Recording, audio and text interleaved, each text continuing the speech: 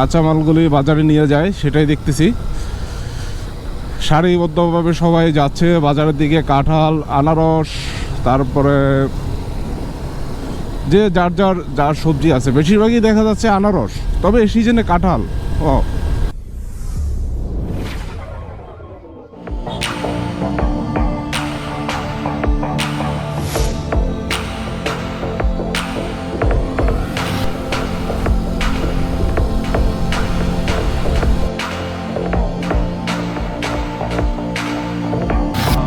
এখানে সবচাইতে আমি মনে করি যে রিজনেবল প্রাইস।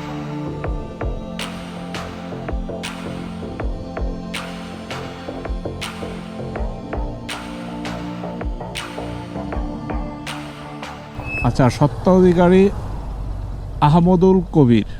তো এখানকার হাট হচ্ছে শ্রীমঙ্গল। এখান থেকে সবাই শ্রীমঙ্গলের দিকে যাচ্ছে ভ্যানে করে।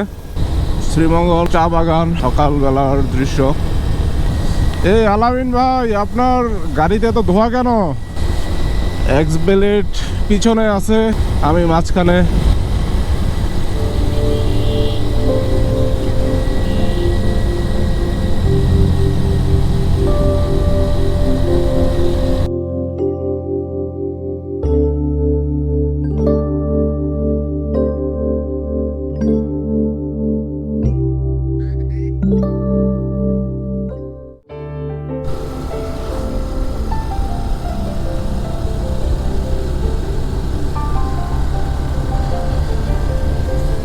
শ্রীমঙ্গলকে বিদায় জানিয়ে চলে যাচ্ছি নারায়ণগঞ্জ, ঢাকা নারায়ণগঞ্জের উদ্দেশ্যে। শ্রীমঙ্গল সম্পর্কে কিছু কথা।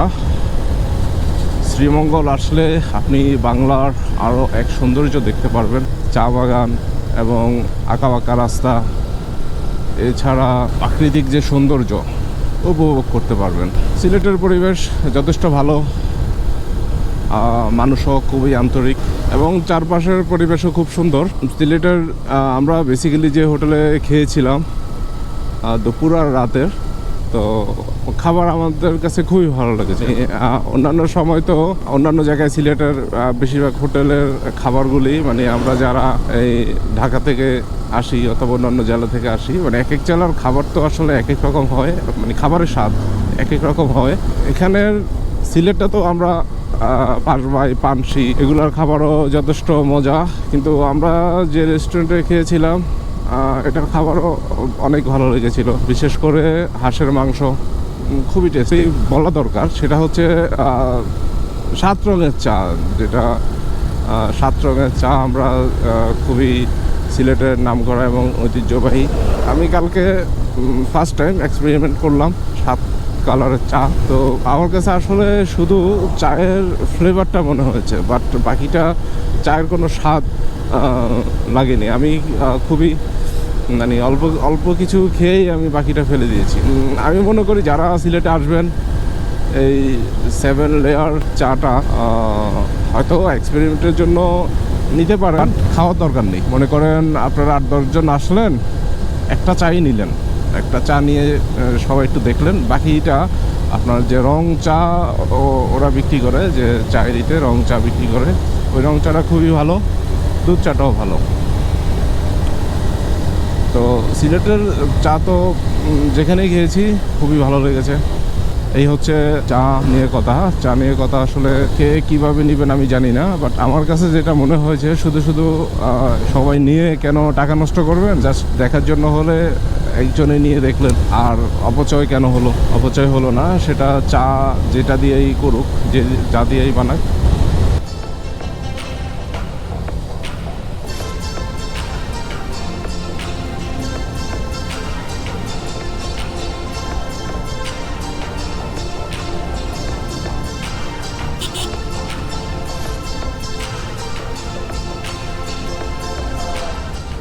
আরেকটা জিনিস আমি বলি, সেটা হচ্ছে রাইডিংয়ের ক্ষেত্রে না আমি সবসময় সবার কাছ থেকে একটু ডিস্টেন্সটা বজায় রাখি। পিছনে থাকলে ডিস্টেন্সটা বজায় রাখি, সামনে থাকলেও বজায় রাখি, ডিস্টেন্সটা চেষ্টা করি।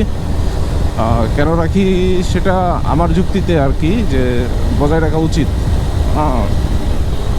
নিরাপত্তা দূরত্বে থাকা উচিত। সেটা কতটুকু নিরাপত্তা দূরত্ব সেটা যার যতটুকু সেফটি মনে হয় সেটাই। সম্ভবত এটা gas field, Srimangal gas field.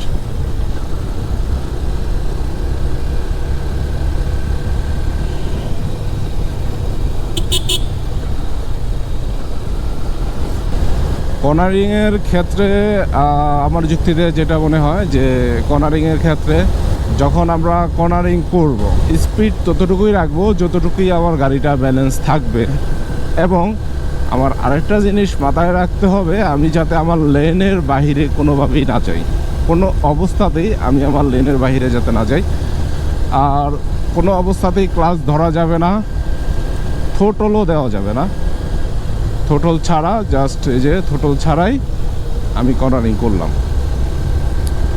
প্রয়োজন ছাড়া থ্রোটল দেওয়া যাবে না। থ্রোটল দিলে সেক্ষেত্রে চাকা স্কিপ করতে পারে এবং ব্রেক ধরা যাবে না। তাহলে কর্নারিংয়ের ক্ষেত্রে নিজস্ব লেনে গাড়ি রাখতে হবে এবং থ্রোটল দেওয়া যাবে না, ক্লাচ ধরা যাবে না, ব্রেক করা যাবে না। তার মানে হচ্ছে আপনি কর্নারিংয়ের আগ থেকেই আপনার স্পিডটা কতটুকুতে আপনি এই কর্নারিংটা করবেন সেটা আপনাকে নির্ধারণ করতে হবে। তা না হলে লেনের বাইরে যদি চাকা চলে যায় অথবা আপনি চলে যান তাহলে সেক্ষেত্রে কোনো দুর্ঘটনার সম্মুখীন হতে পারেন। আমাদের রিমন ভাইয়ের প্রচুর তাড়া, উনি সবসময় আজকে দেখি আগে থাকতেছে। গতকালকে আমার সাথে সাথে ছিল, পিছনে ছিল, কিন্তু আজকে ওনার অনেক তাড়া। তবে যে কোনো কাজে তাড়াহুড়া করা ভালো না। উনি আসলে তাড়াহুড়া করতেছেন এমনিতেই বলতেছি আর কি, কিন্তু যে কোনো কাজে তাড়াহুড়া ভালো না। আর সেটা যদি রাইডিংয়ের ক্ষেত্রে হয়, ড্রাইভের ক্ষেত্রে হয়, আপনি মোটরসাইকেল চালান, প্রাইভেট কার চালান, যাই চালান, বাস চালান, তাড়াহুড়া করা যাবে না কোনোটাতেই। রিল্যাক্সে মাথা ঠান্ডা রেখে গাড়ি চালাতে হবে, যেটাকে এক কথায় বলে চোখ কান খোলা রেখে গাড়ি চালাতে হবে। গাড়ি চালানোর সময় চোখ কাজ করবে, হাত কাজ করবে, পা কাজ করবে, ব্রেন কাজ করবে, কখন কি করতে হবে সেকেন্ডের মুহূর্তেই, মানে ন্যানো সেকেন্ডের মধ্যেই আপনাকে সিদ্ধান্ত নিয়ে করতে হবে। এখন হচ্ছে আমি সামনে আমার কিছু পড়লো, আমি মাথায় চিন্তা রাখার আগে যে ব্রেক ধরতে হবে তখন কিন্তু মাথায় চিন্তা করার সাথে সাথে ন্যানো সেকেন্ডের মধ্যেই আমরা ব্রেক করে ফেলি। আমাদের এই ব্রেনটা ক্লিয়ার রাখতে হবে, কোনো প্যারা দেওয়া যাবে না এই ব্রেনে।